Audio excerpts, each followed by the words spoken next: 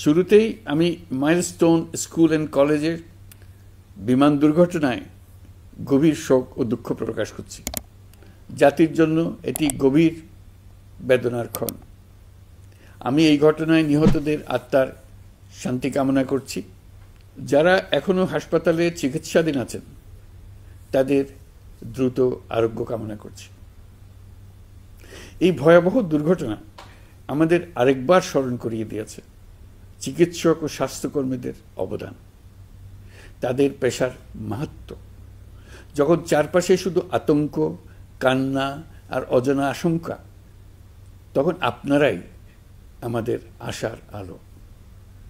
এই কঠিন সময়ে যারা ক্লান্তি ভুলে আহতদের সেবা দিয়ে যাচ্ছেন, আমি জাতির পক্ষ থেকে আপনাদের কৃতজ্ঞতা জানাচ্ছি। প্রিয় চিকিৎসকবৃন্দ, যুদ্ধের সময়ও আক্রান্ত ও আহতদের চিকিৎসা বন্ধ করা যায় না। এটা আন্তর্জাতিক আইনে স্বীকৃত। এর ব্যতিক্রম আমরা দেখেছি এই বাংলাদেশে 24শে জুলাই গণ অভ্যুত্থানের দিনগুলোতে।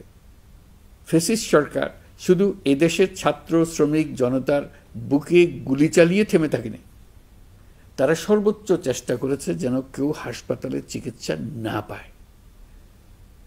জুলাই আমাদের চিকিৎসক যোদ্ধাদের গল্প কোনো যুদ্ধক্ষেত্রের ডাক্তারদের গল্প কেউ হার মানায়। রাস্তায় ছাত্রদের পিটিয়ে রক্তাক্ত করে মেডিকেলে ঢুকেও তাদের উপর হামলা হয়েছিল। ডাক্তার নার্সদের হুমকি ধামকি, নানা রকমের বাধা দেওয়া হয়েছিল।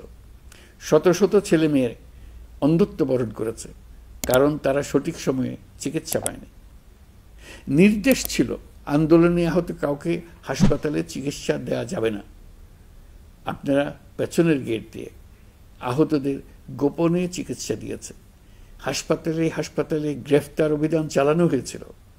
সিসিটিভি ফুটেজ, রেজিস্ট্রার খাতা নিয়ে যাওয়া হচ্ছিল।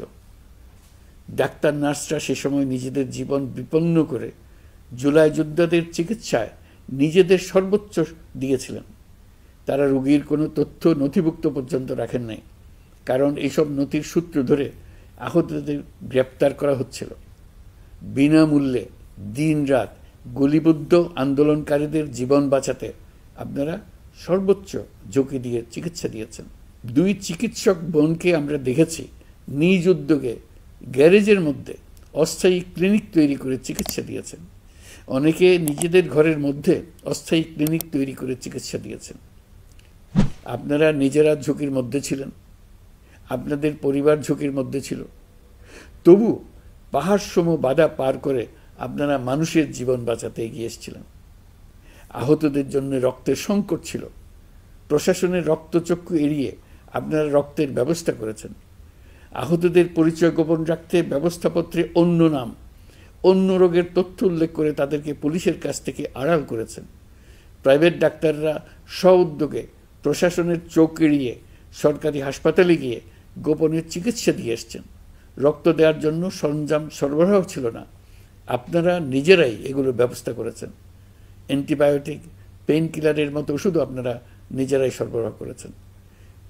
আপনারা শুধু চিকিৎসক নন, আপনারা এই জুলাইয়ের অন্যতম নায়ক। আপনারা সাহস এবং মানবতা, দায়িত্ববোধের জীবন্ত প্রতিচ্ছবি।